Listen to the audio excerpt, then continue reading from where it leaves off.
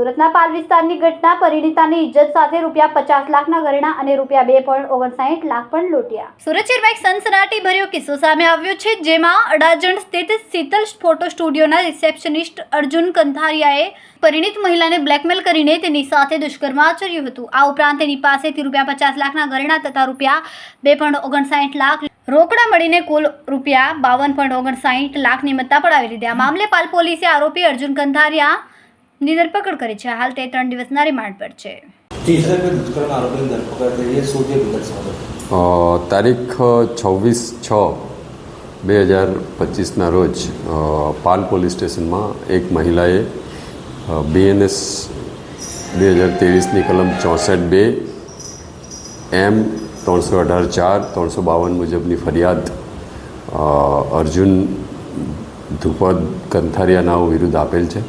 એ બાબતે હકીકત એવી છે કે ભોગ બનનાર મહિલાની પુત્રીનું ફોટોશૂટ કરવાનું હતું, જે ફોટોશૂટ બાબતે શીતલ ફોટો સ્ટુડિયોના અર્જુનભાઈનો સંપર્ક કરવામાં આવેલ.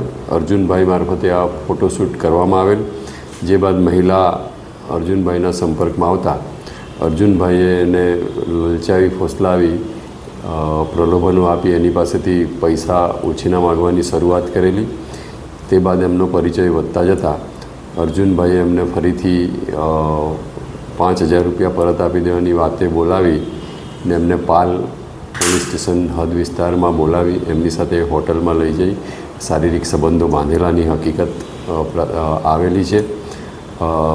તે બાદ અર્જુનભાઈએ મહિલા પાસેથી ₹49,49,000 જેટલાના સોનાના દાગીનાઓ અવારનવાર પડાવી લીધેલા છે, જે બાબતની ફરિયાદ આવતા ગુનો રજીસ્ટર કરવામાં આવેલ છે.